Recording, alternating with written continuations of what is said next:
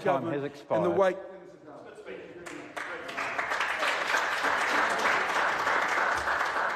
We come now to a series of maiden speeches. 15 minutes is allocated for each. The first is Mark Patterson. Mr Speaker, can I start by congratulating you on your appointment and fulfilling your long-held ambition. Mr Speaker, it is with a great sense of honour and a slight sense of awe that I stand here in this House of Representatives for the very first time and take my place alongside 119 exceptional New Zealanders. I would like to begin by thanking my New Zealand First colleagues for their warm welcome into the fold.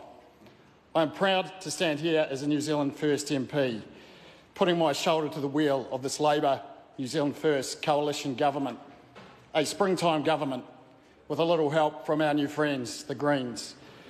Of course, no mention of New Zealand First is complete without acknowledging the Right Honourable Winston Peters. His career spans nearly 40 years in this House. He has served under 10 Prime Ministers, and over the last 24 years he has created and sustained a political movement. It was his victory in the Northland by-election, with the underlying truth that he spoke about the neglect of New Zealand's regions, that led me to joining New Zealand First. Little could I comprehend that some 2.5 years later I would be sitting behind him in Parliament. The harsh reality of this place is that despite our best endeavours, most of us will come and go from here as mere footnotes in history. Only some of us will leave as truly significant parliamentarians. Winston Peters is one of those few. Mr Speaker, I would also like to take the opportunity to congratulate the Right Honourable Jacinda Ardern, her ascent to the Prime Minister, on her ascent to the Prime Ministership. In her short time as leader, she has demonstrated a rare gift and captured the imagination of the people of New Zealand. I look forward to serving under her leadership. I believe she can be the human face of capitalism. I would like to acknowledge also the Right Honourable Bill English. It is no secret that I was a member of his flock in Clutha Southland. Actually, my regard for him comes not so much of his great deeds in this House, but for what I witnessed of him as our local constituency MP in our small town of Lawrence. As an avid follower of politics, his annual visits to our annual gathering at the Marama Lodge or regular guest appearances at the New Zealand Century Farm Awards were eagerly awaited. It was the total ease with which he mixed with the locals, his humility and total lack of pretence, despite his lofty station in life, that impressed me greatly. It was a revelation to me that politicians could be normal people. There is no doubt that those interactions were an important part of the thread that led me here today. Mr Speaker, of course no member reaches this place by themselves. I would like to thank my campaign committee, Charmaine Broderick, David Nails and Mackie, Mark Copeland, Peter Hargis, John Kirkman and Basil Walker for their dedication, hard work and encouragement, and the oversight of John Thorne. To Peter MacDonald and Paul Hewlett, thank you for your astute analysis and advice. I would like to thank the Board of New Zealand First for the confidence they have shown me and party supporters throughout the country. I would like to especially mention those many talented candidates who were not successful this time round, but who had the courage to put their head above the parapet for what they believed and campaigned hard for the party vote. I stand here on your shoulders. Last but certainly not least, I would like to thank my wife Jude, who also doubled as my campaign manager. At the start of this process, she had absolutely no interest in politics whatsoever. However, she's one of those people who doesn't do anything by halves, and she was soon devouring every piece of media. She had memorised the New Zealand First manifesto and woe betide me on the way home from a candidates meeting if I got a detail wrong. And I might say she also developed a slightly unhealthy obsession with stalking Hamish Walker on Facebook. Jude, I love you very much. I'm a far better man for your influence in my life, and you are a wonderful mother to our children. Amelia and Annabelle, I love you both dearly, and although you will now have to share me with a strange new family, I hope that me being here expands your horizons and demonstrates to you that absolutely anything is possible with your lives. Thank you to my family and friends who have travelled from far and wide to share this milestone day with me. To Hamish Walker, congratulations on winning the seat of Clutha Southland. I look forward to working constructively with you to advance the interests of the South. Mr Speaker, I am a descendant of the Patterson, Jones, McElraith and Greenwood families who arrived in the Ellesmere district of Canterbury and settled around the towns of Leaston and Southbridge in the 1860s. Mostly from farming stock, they soon took up land around the district, some of which is still in the extended family today. Writing home to his family in Northern Ireland, James Logan McElraith described farming land of the richest kind. The Pattersons took up Springbrook Farm in Lakeside near the shores of Lake Ellesmere, and in 1905, for which I would eventually be the fourth generation to farm. We were also a family of small business people, and my mother and her family, the Joneses, were the butchers and bakers. I recall a happy childhood growing up with my three dear sisters, Susan, Heather and Sharon. They were much simpler times.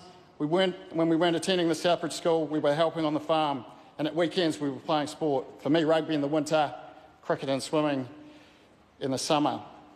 I also followed the family tradition of playing the bagpipes in the Ellesmere Pipe Band. I first became politically aware during my high school years, which coincided with the election of the fourth Labor government and the ushering in of the Rodgenomics reforms of the mid-1980s. While few could argue in hindsight that they were not to some extent necessary, the sheer pace and scope of those reforms left rural communities like ours devastated. Many local farms and businesses went to the wall as banks sought to recoup their capital and government services were retrenched to the cities. It was a total lack of regard for the human cost, which resonates. Decisions made in this House matter. Our farm is not immune to this pressure. Some years later, the local bank manager told Dad that out of all the farmers in the district, ours was the only one for which extra credit was extended. Apparently, the bank simply could not believe that Mum and Dad could bring up a family of four on such meagre drawings. It never felt like we as children were missing out, but Mum and Dad, it was them who sacrificed their luxuries, social activities, meals out and holidays were few and far between. While Mum and Dad were not overtly political, there was certainly... thank you Mum and Dad for all you've done and the values that you have instilled in us. While Mum and Dad were not overtly political, there was certainly politics in our extended family. My dad's sister Margaret Bayliss, Auntie Margaret was a stalwart of the National Party in the Selwyn electorate, and she became a close friend and confidant of Ruth Richardson, who gave the eulogy at my auntie's recent funeral. I'm sure Auntie Margaret would have been proud of me here today, but I'm sure she would have preferred me in the blue team. I might add the family link to Ruth Richardson as something I've thus far negated to mention to Winston. I come here not from an ivory tower background, but with dirt under my nails. The wisdom I bring to this House is hewn from a lifetime of living in rural communities, from working the land for 30 years, from wool sheds, sale yards, cricket grounds and rugby club rooms, and serving the community, local organisations. That said, I do bring one academic experience that no other member of this House can boast. I am indeed the protégé of New Zealand's preeminent woodwork teacher, the Honourable Jerry Brownlee. From my days at Ellesmere College, that probably does explain a few things. As a teenager, a train trip to visit my sister Susan, who was freshly qualified teacher on her first posting, proved a life-changing event. I was simply blown away by the magnificent green rolling hills of the south and the stark contrast of the dry, arid Canterbury plains. It was to become an itch that was impossible to scratch, and it eventually led to us selling Springbrook and me heading south, firstly to Napara and North Otago, and eventually to the magnificent community of Lawrence. It was an agonising decision to sell a property that had been in our family for 97 years, and especially hard for Dad. However, his advice at the time is, while history is important, it is the future that really matters. The start of my journey here can be linked to a single event. I received a phone call one evening from a farmer in a neighbouring district, Richard Young, who was hitherto unknown to me, setting up a meeting of sheep and beef farmers to discuss the dire state of the red meat sector. One meeting led to two, and soon after a public rally was called in Gore, which attracted 1,000 farmers, said to be the single biggest gathering since the wool acquisition debates of the 1970s. This was soon followed by several other large meetings as we rallied farmers throughout the country. The Meat Industry Excellent Group was born, and for the next 3 years I was thrust headfirst into a place where angels fear to tread, the world of farmer politics.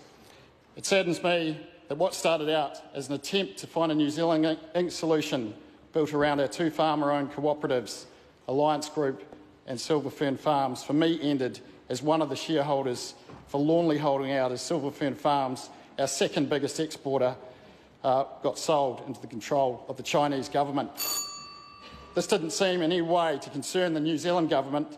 It was only New Zealand First who was prepared to question the wisdom of such a transaction. Hence why I stand here. I salute those farmers and associates who gave so much time and dedication to this cause, who are too numerous to name, but I will single out John McCarthy. John, from you I learnt courage of one's convictions. At times, damn the torpedoes sort of courage, but courage nevertheless. I contend that New Zealand's most consistently profitable primary industries have been the ones that have fashioned a coordinated approach, recognising that the real prize lives in the international marketplace, not battling each other to death at home. I welcome this new government's intent on working more strategically with industry. KPMG estimate that the $38 billion in revenue from our primary exports last year was valued at $220 billion by the time it reaches the consumer. We are capturing but $1 in every 6. Even capturing a portion of that difference would be transformative to our economy. That's why I'm an unashamed proponent of New Zealand ownership and of the cooperative model in particular. I believe it is in farmers, growers and the country's best long-term interest to own the value chain well beyond the farm or orchard gate, to be price makers reaching deep into the international marketplace and bringing those profits back to New Zealand, not price takers sitting at the end of supply chains at the mercy of foreign multinationals or governments. I salute this government's commitment to eliminating foreign speculators from our housing market, and I look forward to this being extended to the sale of farmland. Historically, New Zealand is the only predominantly agrarian economy to have ever achieved and maintained first world status. This foundation stone on which this sits is the family farm. We must strive to keep the pathway open for young New Zealanders to pick up a handpiece, put on a set of cups and still be able to work their way to the pinnacle that is farm ownership. I see no value in inflating the value of farmland beyond its productive value by way of having it for sale on the international market. I will be a strong voice for farmers in this House. Equally, I have not come here to tell farmers what they want to hear. I will always be prepared to tell farmers what I believe they need to hear. I've been incredibly frustrated by the debate around the freshwater quality and the narrative of the rural-urban divide.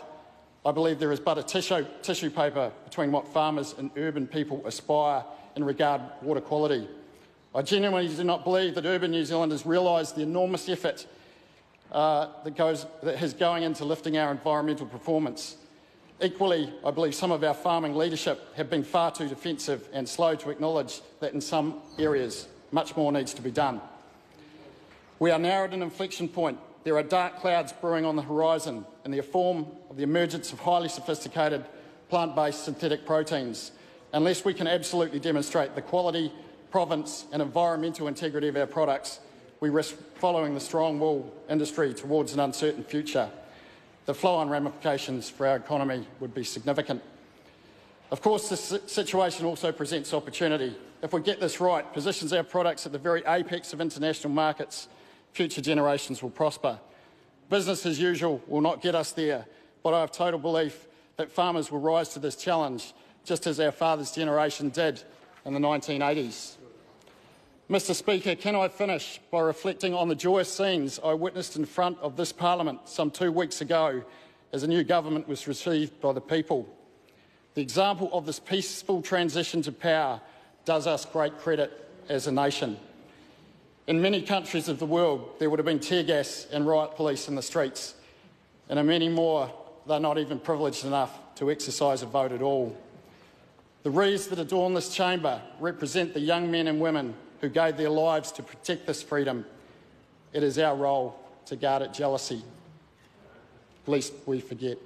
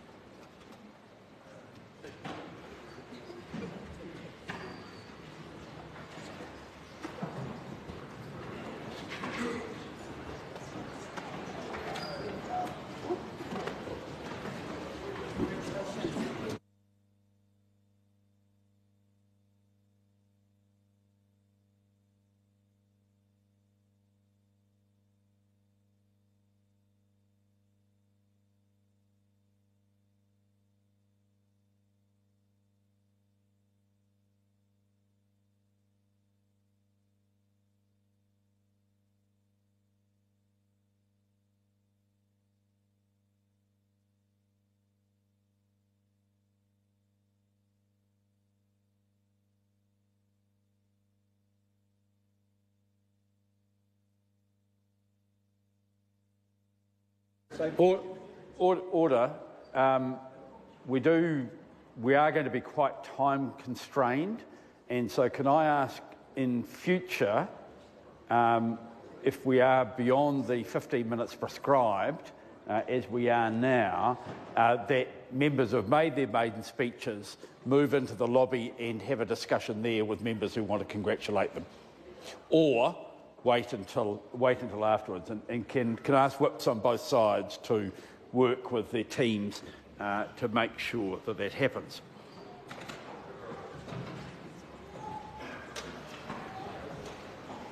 Tēnā koutou katoa. Denise Lee.